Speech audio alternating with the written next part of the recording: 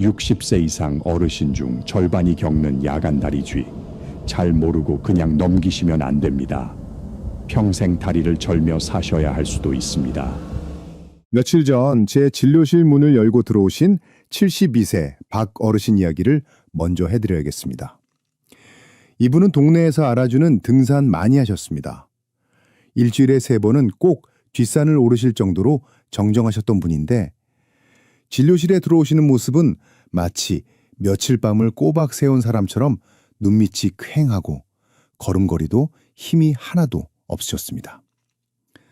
제가 어디가 편찮으셔서 오셨냐고 여쭤보니 한숨을 푹 쉬시면서 이렇게 말씀하시더군요. 선생님, 저는 이제 밤이 오는 게 무섭습니다.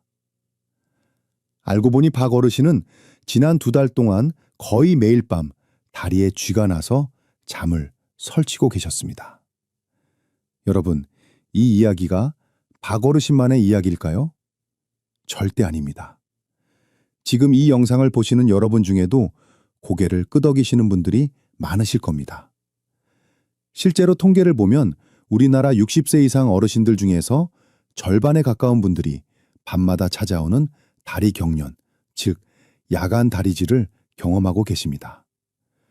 2분 중 1분은 이 고통을 겪고 계신다는 이야기입니다. 그런데 정말 심각한 문제는 따로 있습니다. 대부분의 어르신들이 박 어르신처럼 이걸 그저 나이 들면 당연히 생기는 병이나 영양 부족 정도로만 생각하고 방치하신다는 겁니다. 하지만 의사인 제가 볼 때 그중 20% 정도는 당장 치료가 필요한 위험한 혈관 질환의 신호일 수 있습니다. 박 어르신의 다리를 제가 직접 만져보고 검사했을 때 저는 정말 깜짝 놀랐습니다. 이분이 겪고 계신 건 단순한 근육 뭉침이 아니었습니다. 만약 이대로 며칠만 더 방치했다면 박 어르신은 등산은커녕 평생 다리를 절면서 사셔야 했을지도 모릅니다. 최악의 경우에는 혈관 속에 생긴 피떡이 심장이나 폐로 날아가서 생명을 위협하는 아주 위험한 상황이 벌어졌을 수도 있습니다. 단순한 쥐라고 생각했던 증상이 사실은 내 몸이 보내는 마지막 살려달라는 신호였던 겁니다. 지금 여러분의 다리는 안녕하십니까? 혹시 밤마다 찾아오는 불청객 때문에 파스 냄새 풍기며 억지로 잠을 청하고 계시지는 않으신가요? 그래서 오늘 제가 준비했습니다. 오늘 이 영상에서는 박 어르신을 괴롭혔던 밤샘 통증의 진짜 원인이 무엇인지 명확하게 밝혀드리겠습니다. 그리고 가장 중요한 것이 있습니다. 단순히 다리가 저린 것과 당장 응급실로 달려가야 하는 위험한 혈관 질환을 일반인도 딱 보면 알 수 있는 구별법을 알려드리겠습니다. 마지막으로는 쥐가 났을 때 비명 지르며 다리를 주무르는 대신 딱 3초 만에 통증을 사라지게 만드는 기적 같은 응급처치법과 다시는 쥐가 나지 않게 만드는 생활 속 예방법까지 전부 챙겨드리겠습니다. 이 영상이 끝날 때쯤이면 여러분은 더 이상 밤을 두려워하지 않으셔도 될 겁니다. 오늘 밤부터 당장 2다리 쭉 뻗고 꿀잠 주무실 수 있게 제가 도와드리겠습니다.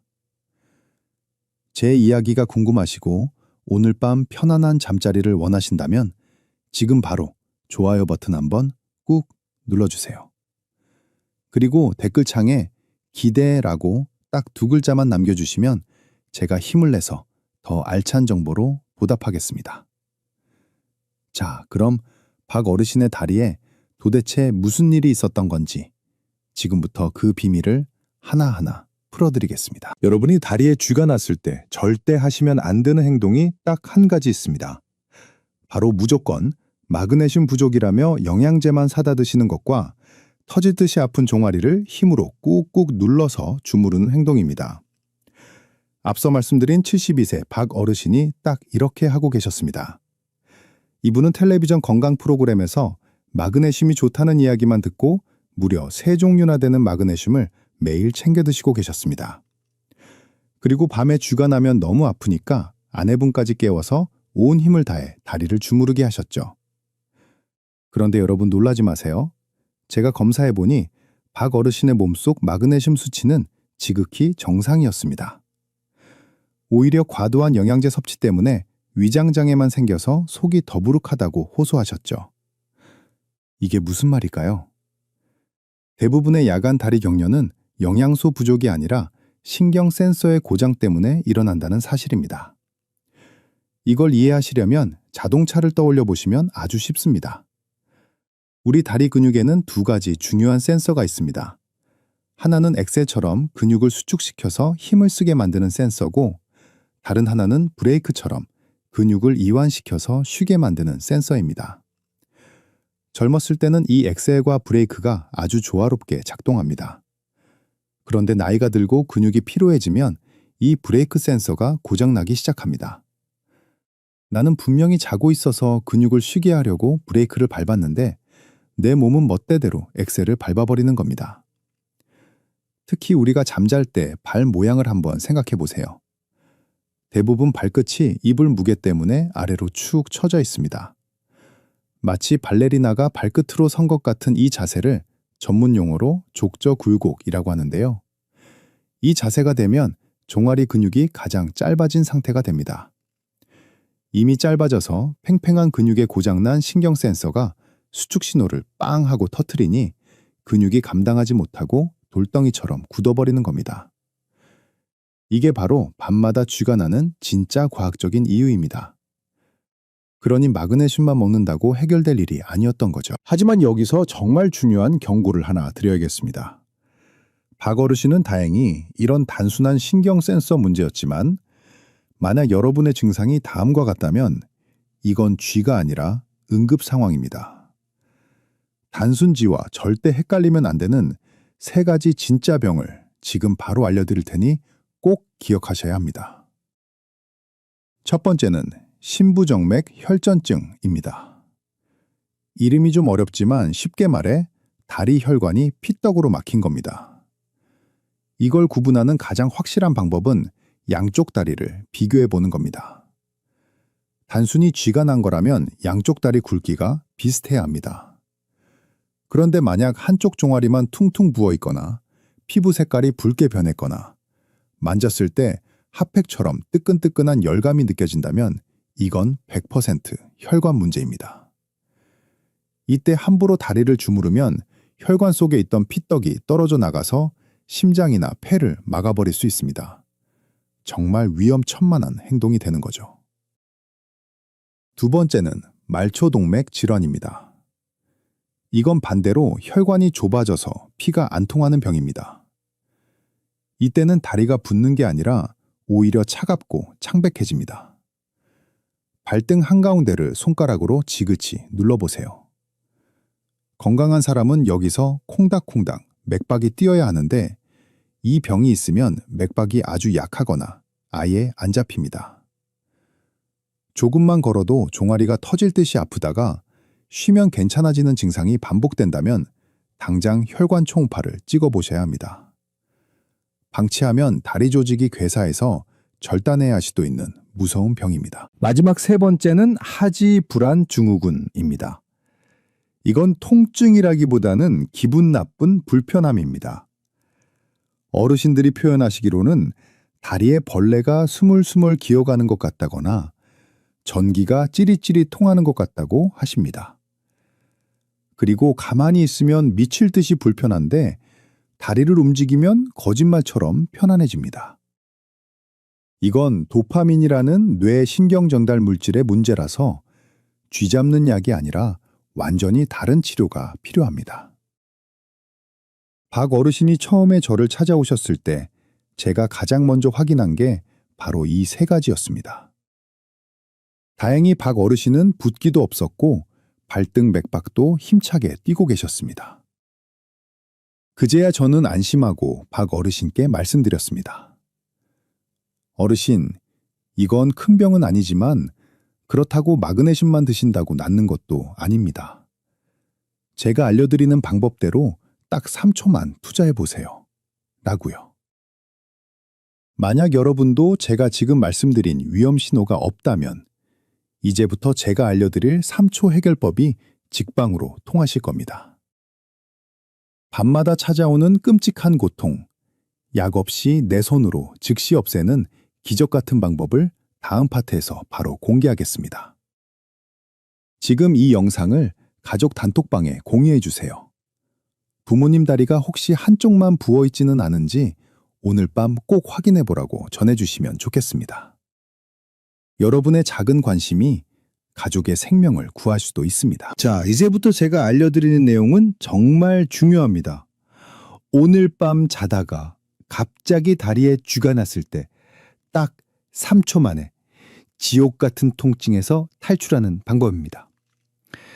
진료실에서 제가 박어르신께 이 방법을 알려드렸더니 처음에는 에이 선생님 정말 그게 효과가 있어요? 하시며 반신반의하셨습니다. 하지만 그날 밤 직접 해보시고는 다음날 아침에 저한테 전화를 주셨습니다. 선생님 진짜 거짓말처럼 스르르 풀리던데요? 하시면서요. 여러분도 지금부터 눈을 크게 뜨고 집중해 주세요. 가장 먼저 기억하셔야 할 것은 절대 주무르지 말라는 겁니다. 쥐가 났을 때 우리는 본능적으로 아픈 부위를 손으로 움켜쥐고 주무르게 됩니다. 하지만 이미 돌처럼 딱딱하게 굳어버린 근육을 억지로 힘으로 누르면 근육 섬유가 찢어질 수도 있고 오히려 통증이 더 오래 갑니다. 이때는 힘이 아니라 우리 몸의 신경 원리를 이용해야 합니다. 첫 번째 방법은 상호 억제법입니다. 이름은 어렵지만 원리는 시소놀이랑 똑같습니다. 우리 다리 근육은 앞쪽 정강이 근육과 뒤쪽 종아리 근육이 짝을 이루고 있습니다. 앞쪽 근육에 힘이 들어가면 뒤쪽 근육은 자동으로 힘이 빠지게끔 우리 뇌가 설계되어 있습니다. 이걸 이용하는 겁니다. 쥐가 나서 종아리가 쪼그라들고 아플 때 앉아서 발가락을 내 코 쪽으로 힘껏 당겨보세요. 손으로 발가락을 잡고 몸 쪽으로 확 젖히시는 겁니다. 이렇게 하면 앞쪽 정강이 근육에 빡 하고 힘이 들어가게 됩니다. 그러면 우리 뇌는 어라? 앞쪽에 힘을 써야 하네? 그럼 뒤쪽 종아리는 힘을 빼야겠다 라고 판단하고 강제로 종아리 근육의 스위치를 꺼버립니다. 이건 의지나 노력의 문제가 아니라 우리 몸의 생리적인 법칙이라서 누구에게나 100% 통합니다. 만약 배가 나와서 손이 발에 안 닿으시는 분들은 어떻게 할까요? 그럴 땐 수건을 발바닥에 걸어서 당기셔도 되고 벽에 발바닥을 대고 꼭 미셔도 됩니다. 핵심은 발등을 몸쪽으로 꺾어서 정강이에 힘을 준다는 것, 이것 하나만 기억하시면 됩니다. 두 번째 방법은 인중자극법입니다. 이건 너무 아파서 꼼짝도 못하겠고 발을 당길 정신조차 없을 때 쓰는 비상버튼입니다. 코와 입술 사이에 움푹 들어간 곳, 바로 인중입니다. 쥐가 났을 때 엄지와 검지로 이 인중을 아주 세게 꼬집거나 꼭 눌러주세요. 이게 무슨 민간요법인가 싶으시죠? 하지만 이건 뇌과학적으로 아주 근거가 있는 방법입니다. 우리 뇌는 한 번에 하나의 강한 감각에만 집중하는 경향이 있습니다. 이걸 관문조절설이라고 하는데요. 인중은 우리 몸에서 신경이 아주 예민한 급소입니다. 여기를 강하게 자극하면 뇌는 다리의 통증보다 인중의 자극을 더 크고 새로운 신호로 받아들입니다. 마치 사이렌 소리가 너무 시끄러울 때 더 큰 방송을 틀어서 소리를 덮어버리는 것과 비슷합니다.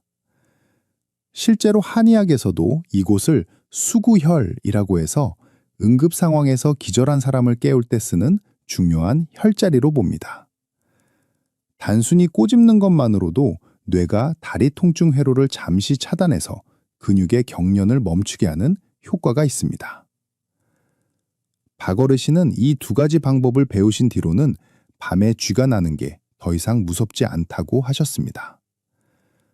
예전에는 쥐가 나면 10분, 20분씩 뒹굴며 고생하셨는데 이제는 쥐가 날 것 같은 느낌이 들면 바로 인중을 한번 꽉 누르시고 발끝을 몸쪽으로 당겨서 3초 만에 상황을 종료시키신답니다. 옆에서 주무시던 할머니를 깨울 일도 없어졌다며 얼마나 좋아하셨는지 모릅니다. 여러분도 오늘 밤 침대 옆에 수건 하나 딱 준비해 두시고 주무세요. 그리고 혹시라도 쥐가 찾아오면 당황하지 마시고 제가 알려드린 대로 발끝을 당기고 인중을 눌러보세요. 내 몸을 내가 조절할 수 있다는 자신감이 생기면 통증은 더 이상 공포의 대상이 아닙니다. 하지만 여러분, 이건 어디까지나 이미 불이 났을 때 끄는 소화기 같은 방법입니다. 애초에 불이 안 나게 하는 게 더 중요하겠죠? 쥐가 아예 안 나게 만드는 예방 루틴을 다음 파트에서 알려드릴 겁니다. 이건 박어르신이 먹던 3가지 마그네슘 약을 다 끊고도 다리를 튼튼하게 만든 비결이기도 합니다. 지금 바로 주변 친구분들에게 이 영상을 공유해 주세요. 쥐 났을 때 주무르지 말고 발끝을 당기라고 딱 한마디만 전해주셔도 그 친구분은 평생 여러분께 고마워하실 겁니다. 급한 불을 끄는 법을 알았으니 이제는 애초에 불이 나지 않게 예방하는 법을 알아야겠죠? 박어르신은 저를 만나고 나서 드시던 마그네슘 영양제 3통을 다 끊으셨습니다. 대신 제가 처방해드린 생활 습관으로 바꾸고 나서부터는 다리에 쥐가 나는 횟수가 한 달에 한 번 있을까 말까 할 정도로 확 줄어드셨습니다. 박어르신이 실천하신 방법은 돈이 드는 것도 아니고 누구나 집에서 따라할 수 있는 아주 쉬운 루틴입니다. 첫 번째 비밀은 바로 식탁 위에 있습니다. 많은 분들이 쥐가 나면 마그네슘부터 찾으시는데 사실 우리 신경을 튼튼하게 만드는 진짜 주인공은 따로 있습니다. 바로 비타민 B군입니다. 특히 비타민 B1과 B12는 신경세포막을 보호하고 신경신호가 제대로 전달되게 도와주는 핵심 연료입니다. 이게 부족하면 전선 피복이 벗겨진 것처럼 신경이 예민해져서 제멋대로 신호를 보내게 됩니다. 그래서 저는 닭어르신께 비타민 B 복합체 영양제를 딱 하나만 드시라고 권해드렸습니다. 그리고 식사 때는 타우린을 챙겨 드시라고 했습니다. 타우린은 우리 근육이 지치지 않게 도와주는 피로회복제인데 주로 간에서 만들어집니다.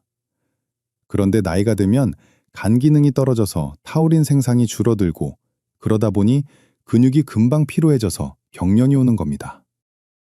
타우린은 오징어나 문어, 조개 같은 해산물에 정말 많이 들어 있습니다. 비싼 보약 드실 필요 없이 일주일에 2-3번 오징어국이나 조개탕 시원하게 끓여 드시는 게 다리 건강에는 최고입니다. 두 번째 비밀은 침실 환경을 바꾸는 겁니다. 박 어르신 댁에 가보니 겨울이라고 아주 무거운 목화솜 이불을 덮고 주무시더라고요. 이게 바로 쥐를 부르는 주범이었습니다. 무거운 이불이 밤새 발을 꾹 누르고 있으면 발목이 아래로 펴지면서 종아리 근육이 밤새도록 긴장 상태가 됩니다. 그래서 저는 당장 가벼운 이불로 바꾸시라고 말씀드렸습니다. 그리고 아주 중요한 꿀팁 하나 더 알려드릴게요. 주무실 때 발목 밑에 베개나 쿠션을 하나 받치고 주무세요. 발이 심장보다 약간 높아지면 하루 종일 다리로 쏠렸던 혈액이 심장으로 잘 돌아와서 혈액순환이 좋아집니다. 동시에 발목이 자연스럽게 펴지는 걸 막아줘서 근육이 편안하게 이완된 상태로 쉴 수 있게 됩니다.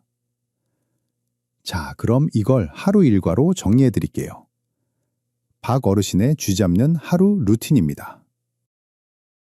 아침에 일어나시면 침대에서 내려오시기 전에 기지개를 켜면서 발끝을 몸쪽으로 당기는 스트레칭을 10번만 해주세요. 밤새 굳어있던 근육을 깨우는 겁니다. 점심에는 오징어나 조개류가 들어간 반찬을 맛있게 드시고 식후에는 가벼운 산책으로 햇볕을 쬐며 비타민 D를 합성하세요. 저녁에는 주무시기 1시간 전에 따뜻한 물로 15분만 족욕을 하세요. 이때 물 온도는 40도 정도가 딱 좋습니다. 너무 뜨거우면 오히려 근육이 놀랄 수 있으니까요. 그리고 잠자리에 들 때는 가벼운 이불과 발목 쿠션 잊지 마시고요. 이렇게 딱 2주만 해보시면 여러분의 다리가 달라지는 걸 느끼실 겁니다. 이제 여러분들이 진료실에서 자주 물어보시는 궁금증 몇 가지를 시원하게 해결해 드릴게요. 질문 하나. 선생님, 저는 고지혈증 약을 먹는데 이것 때문에 쥐가 날 수도 있나요? 네, 맞습니다. 아주 예리한 질문입니다. 고지혈증 약인 스타틴 계열이나 혈압약 중의 이뇨제 성분은 근육에 영향을 줄 수 있습니다. 스타틴은 근육세포막을 불안정하게 만들 수 있고, 이뇨제는 몸속 전해질을 소변으로 배출시켜서 쥐가 나게 만들 수 있거든요. 만약 약을 드시기 시작한 시점부터 쥐가 자주 난다면 절대 임의로 약을 끊지는 마시고 주치의 선생님과 상의해서 약 종류를 바꿔보시는 게 좋습니다. 질문 2. 마그네슘을 먹어도 왜 효과가 없나요? 마그네슘이 효과가 없는 게 아니라 번지수가 틀렸을 가능성이 큽니다. 아까 말씀드렸듯이 영양 부족보다는 신경 피로가 원인인 경우가 훨씬 많거든요. 그리고 마그네슘은 흡수율이 낮아서 많이 드시면 설사만 하고 다 빠져나가는 경우도 많습니다. 그래서 무작정 양을 늘리기보다는 신경 비타민인 비타민 B를 같이 챙기시는 게 훨씬 효과적입니다. 이 궁금증이 좀 풀리셨나요? 건강은 거창한 게 아닙니다. 오늘 제가 말씀드린 작은 습관들이 모여서 내 몸을 지키는 튼튼한 방패가 되는 겁니다. 박어르신도 처음에는 반신반의하셨지만 지금은 저한테 그러십니다. 선생님, 진작에 이불 바꾸고 오징어국 먹을 걸 그랬어요. 라고요. 지금 당장 실천하실 준비가 되셨다면 댓글에 숫자 1이라고 남겨주세요. 나도 이제 쥐 없이 꿀잠 자겠다는 여러분의 다짐을 보여주세요. 다른 분들이 남긴 숫자 1을 보면서 아, 나만 노력하는 게 아니구나 하고 서로 힘을 얻으실 수 있을 겁니다. 자, 오늘 정말 많은 이야기를 나눴습니다. 혹시라도 내용이 길어서 깜빡하셨을 분들을 위해 오늘 꼭 기억하셔야 할 핵심 3가지를 딱 정리해 드리겠습니다. 이 3가지만 기억하셔도 여러분의 다리 건강은 확실히 달라질 겁니다. 첫째, 내 다리의 쥐가 단순한 근육 경련인지 아니면 혈관이 보내는 구조 신호인지 반드시 확인하셔야 합니다. 다리가 한쪽만 퉁퉁 붓고 뜨겁거나 반대로 차갑고 맥박이 안 잡힌다면 그건 쥐가 아닙니다. 그럴 땐 지체하지 말고 바로 병원으로 가셔서 혈관 검사를 받으셔야 합니다. 둘째, 밤에 쥐가 났을 때 절대 비명 지르며 주무르지 마세요. 발가락을 내 코 쪽으로 당겨서 정강이에 힘을 주는 상호 억제법, 그리고 인중을 세게 눌러서 뇌를 속이는 인중 자극법, 이 2가지면 3초 만에 지옥 같은 통증에서 탈출하실 수 있습니다. 셋째, 비싼 마그네슘보다 신경을 지키는 비타민 B와 타우린을 챙기세요. 그리고 오늘 밤부터 당장 무거운 이불은 치우시고 발목 밑에 쿠션을 하나 받쳐주세요. 이 작은 습관이 여러분의 밤을 지켜줄 겁니다. 얼마 전 저는 진료실에서 박 어르신을 다시 뵀습니다.